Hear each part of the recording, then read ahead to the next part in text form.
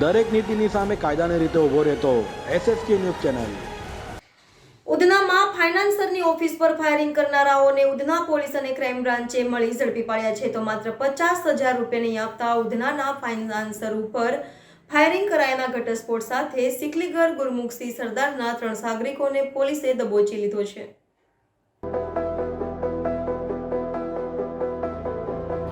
સુરતમાં ગુરુવારે રાત્રે 8:30 વાગ્યાના અરસામાં ઉધના વેલકમ પાન પાસે આવેલી અયોધ્યા કોર્પોરેશનની પોતાની ઓફિસમાં દીપક સુરેશ પવાર તેના 3 મિત્રો સાથે બેઠો હતો ત્યારે એક ગોળી કાચના બંધ દરવાજાની વચ્ચેથી આવીને સીધી માથાથી સહેજ ઉપર આવેલા સાંઈબાબાના ફોટો ફ્રેમમાં ફસાઈ ગઈ હતી।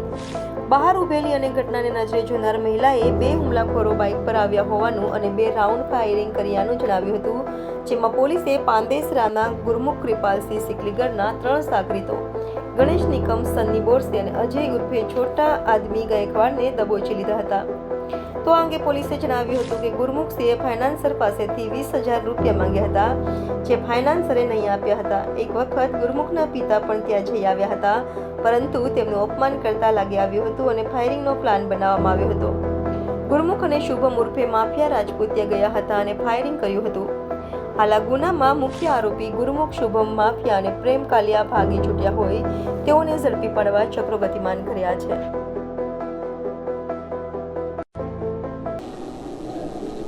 થોડા દિવસ પહેલાં ઉધના પોલીસ સ્ટેશન વિસ્તારમાં પિયુષ પોઈન્ટ જતો એક રસ્તો છે, ત્યાંથી એક બનાવ બન્યો હતો। ત્યાં ફાયરિંગનો બનાવ હતો, જેમાં આરાધ્યા કોર્પોરેશન જે ફાઇનાન્સનું એક ઓફિસ છે, એમાં દીપક પવાર કરીને આ ઓફિસ ચલાવે છે, એના ઓફિસ ઉપર 2 રાઉન્ડ ફાયર થયા હતા। આ બાબતને લઈને તરત જ ઉધના પોલીસની ટીમ, આ ઉપરાંત સુરત શહેરની ક્રાઇમ બ્રાન્ચ અને અન્ય અધિકારીઓ પણ ત્યાં પહોંચી ગયા હતા અને બનાવની આસપાસનું જે CCTV ફૂટેજ છે અથવા અન્ય જે ટેકનિકલ ઇન્ફોર્મેશન હોય એ તમામ પ્રકારની અમે વેરીફાઈ કરી રહ્યા હતા। એ ટાઈમે અમે જે આરોપીઓ છે જેણે ફાયરિંગ કર્યું એની શોધખોળ કરી રહ્યા હતા અને આ સાથે અમારા જે ખાનગી બાતમીદારો હોય એને પણ અમે એક્ટિવેટ કર્યા હતા કે જલ્દથી જલ્દ અમને આરોપીઓને આઈડેન્ટિફાય થાય અને પકડાઈ જાય એના માટેના અમારા પ્રયાસ ચાલુ હતા। આ માટે એક વ્યવસ્થિત રીતના આયોજન કરવામાં આવ્યું, જેમાં શહેર ક્રાઇમ બ્રાન્ચની ટીમ અને ઉધના પોલીસ સ્ટેશનની સર્વેલન્સ તથા અન્ય ટીમોને સાથે રાખી અને અલગ અલગ ટીમો બનાવવામાં આવી। આ બધી ટીમોએ CCTV ફૂટેજ ચેક કર્યા, ટેકનિકલ ઇન્ફોર્મેશનો એ ગેધર કરી। એ ઉપરાંત અમે જે બાતમીદારો અને આસપાસના જે લોકો હોય છે, જે લોકોએ નજરે આ ઘટના જોઈ હતી, એ લોકોને નિવેદનો લઈ અને આખી ઘટના કન્ફર્મ કરતા હતા। એમાં અમને 2 નામ મળ્યા હતા શરૂઆતમાં। એક ગુરુમુખ ઉર્ફે ગુરુ, સન ઓફ કૃપાલસિંહ ચીકલીગર, અને એક શુભમ ઉર્ફે માફિયા। આ 2 વ્યક્તિઓના નામ મળ્યા હતા। ત્યારબાદ વધુ ઊંડાણપૂર્વક તપાસ કરી હતી ત્યારે ખ્યાલ આવ્યો હતો કે આ ઘટનામાં કુલ 6 લોકો સામેલ છે। આ 6 લોકો 3 અલગ અલગ વ્હીકલ, જેમાં 2 બાઇક અને એક એક્સેસ મોપેડ, આના ઉપર ડ્રાઈવ કરી અને મૂવમેન્ટ કરતા હતા અને આસપાસ એ લોકો રેકી કરતા હતા, જેમાંથી 2 વ્યક્તિઓ શુભમ ઉર્ફે માફિયા ધીરેન્દ્ર પ્રતાપસિંહ અને ગુરુમુખ ઉર્ફે ગુરુ સન ઓફ કૃપાલસિંહ ચીકલીગર, આ બંને જણાઓએ પોતાની બાઇક ઉપરથી આવી અને આરાધ્યા કોર્પોરેશન નામની ઓફિસ ઉપર ફાયરિંગ કર્યું હતું અને 2 રાઉન્ડ ફાયર કર્યા હતા અને એ લોકો ત્યાંથી નાસી ગયા હતા। આ દરમિયાન જે બીજા 4 જણા હતા જે અન્ય 2 વ્હીકલ ઉપર હતા, એ લોકો પણ ત્યાંથી નાસી ગયા હતા અને પોલીસે એ લોકોની તપાસ શરૂ કરી હતી। પોલીસે આમાંથી 3 આરોપીઓ જે અલગ અલગ ટીમો બનાવી એ મુજબ 3 આરોપીઓ પકડ્યા છે। એકનું નામ અજય સન ઓફ સંજય ગાયકવાડ છે, એક છે હિમાલય ઉર્ફે સન્ની બોરસે, એકનું નામ છે ગણેશ ઉર્ફે ગણિયો ઉર્ફે બટકો સન ઓફ ચંદ્રકાંત નિકમ। આ 3 જણાની પોલીસે ધરપકડ કરી છે। બાકી જે 3 આરોપીઓ છે એમાં ગુરુમુખ, પછી શુભમ ઉર્ફે માફિયા અને પ્રેમ ઉર્ફે કાલિયા, આ 3 જણાની હજી ધરપકડ બાકી છે।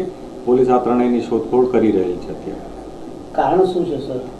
અત્યારે જે આ ઘટના બની છે એમાં અમને જે કારણ મળ્યું છે એમાં એવું છે કે જે દીપક પવાર છે, જે ફાઇનાન્સની ઓફિસ ચલાવે છે, એ 2020 પહેલાં આ ગુરુમુખને ફાઇનાન્સ પૈસા આપતો હતો, ફાઇનાન્સ ઓલા ઉપર, અને ડાયરી બનાવીને પૈસા આપતો હતો અને જે એનું રેગ્યુલર એનું ઇન્ટરેસ્ટ હોય લેતો હતો। ત્યારબાદ જ્યારે ગુરુમુખ 2020માં કાલુ મર્ડર કેસમાં સંડોવાયેલો હોવાથી એ જેલમાં ગયો હતો. ત્યારબાદ ગુરુએ એની પાસે વારંવાર પૈસાની માંગણી કરી હતી, પરંતુ આ જેલમાં જતા અને એણે મર્ડર કરેલું હોવાથી દીપક પવાર છે, જે ફરિયાદી પણ છે આ કેસમાં, એણે એને પૈસા આપવાની ના પાડી હતી.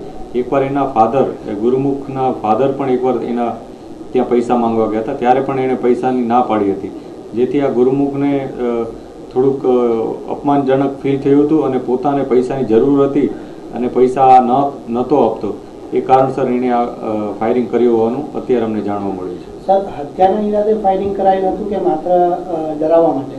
અત્યારે એવું લાગે છે કે હત્યાના ઈરાદે જ કરાયું હોય, જેથી અમે ફરિયાદીની જે ફરિયાદ છે એમાં એટેમ્પ્ટ ટુ મર્ડરનો પણ કલમ ઉમેરેલી છે. આ ઉપરાંત જ્યારે આ મુખ્ય આરોપીઓ પકડાઈ જશે, જે લોકોએ ફાયરિંગ કર્યું છે, એના ઉપરથી બધી બાબતો વધુ સ્પષ્ટ થશે.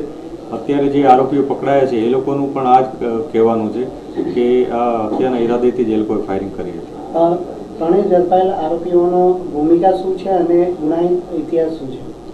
આજે 3 આરોપીઓ પકડાયા છે એ કુલ 6 આરોપીઓમાંથી જ 3 છે. એ લોકોએ બેની ટીમ બનાવી હતી અને રેકી કરી રહ્યા હતા પહેલાં કે આ દીપક પવાર કઈ રીતના બહારે આવે છે, એ ઓફિસમાં છે કે નહીં, એની મૂવમેન્ટ કેવી છે, આ પ્રકારની એ લોકોએ પહેલાં રેકી કરી અને આમાંથી જેને ચાન્સ મળ્યો એણે આવીને ફાયર કર્યું, એ પ્રકારની અત્યારે વિગત સામે આવી છે. સર, 2 રાઉન્ડ ફાયરિંગ કોના હસ્તે? જે પ્રાઇમરી વિગત છે એ મુજબ ગુરુમુખે ઉર્ફે ગુરુએ આ 2 રાઉન્ડ ફાયર કર્યા છે અને એની સાથે શુભમ ઉર્ફે માફિયા એ પોતે પણ આ વ્હીકલ ચલાવતો હતો અને પોતે પણ સામેલ છે, પરંતુ એકવાર જ્યારે બંને પકડાઈ જશે ત્યારે અમે આ બાબતે વધુ સ્પષ્ટતા મેળવી શકીશું. દરેક નીતિની સામે કાયદાની રીતે ઊભો રહેતો SSK ન્યૂઝ ચેનલ